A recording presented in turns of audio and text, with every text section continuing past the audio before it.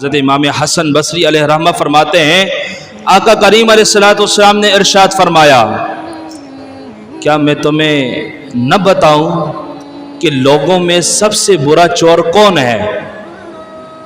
سب سے برا چور کون ہے؟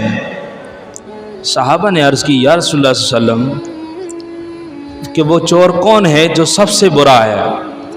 حضور نے ارشاد فرمایا کہ جو نماز میں چوری کرتا ہے۔ کس میں؟ نماز میں چوری کرتا ہے۔ ذہن میں بات آتی ہے کہ نماز بھی پڑھ رہا ہو اور چوری بھی کر رہا ہو، ایسا ہو سکتا ہے؟ یا تو بندہ نماز پڑھے گا یا وہ چوری کرے گا، لیکن حضور نے فرمایا کہ وہ شخص جو نماز پڑھ رہا ہے اور ساتھ میں چوری کر رہا ہے۔ صحابہ نے عرض کی یا رسول اللہ صلی اللہ علیہ وسلم ایسے کیسے ہو سکتا ہے کہ نماز میں کوئی چوری کیسے کر سکتا ہے؟ ارشاد فرمایا کہ نماز کے اندر چوری کرنے کا مطلب یہ ہے کہ نہ وہ مکمل طور پر رکوع کر رہا ہے، جس طرح رکوع کرنے کا کہا گیا کہ رکوع اس طرح کرے کہ اس کے دونوں ہاتھوں کے پنجے جن سے اس نے اپنا گھٹنا پکڑا ہو اور اس کی پیٹھ اور سر بالکل ایک سمت میں ہو، بالکل سیدھ میں ہو۔ یہ رکوع کرنے کا شرعی اور صحیح طریقہ ہے۔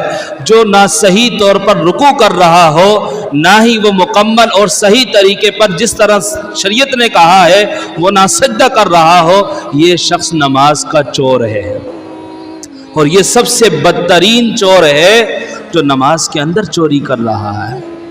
میرے دوستو غور کریں کہ ہم میں سے کتنے لوگوں نے نماز کو کسی کے سامنے بیٹھ کر اس کا طریقہ سیکھا ہے؟ ہم میں سے اکثر لوگ تو وہ ہوتے ہیں جس نے دیکھ دیکھ کر نماز سیکھی ہوتی ہے۔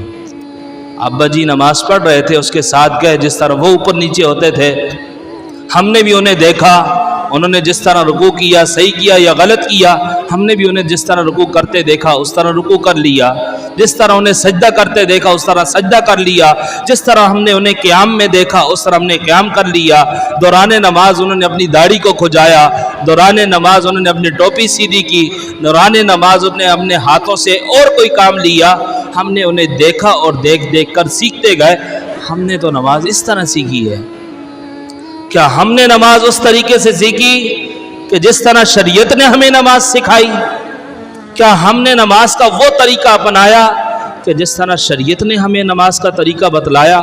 اگر ہم اس طریقے سے نماز پڑھتے ہیں تو ہم نماز کے چور نہیں ہیں، ہم من اور ان جس طرح شریعت نے بتایا ہے اس طریقے سے نماز پڑھتے ہیں۔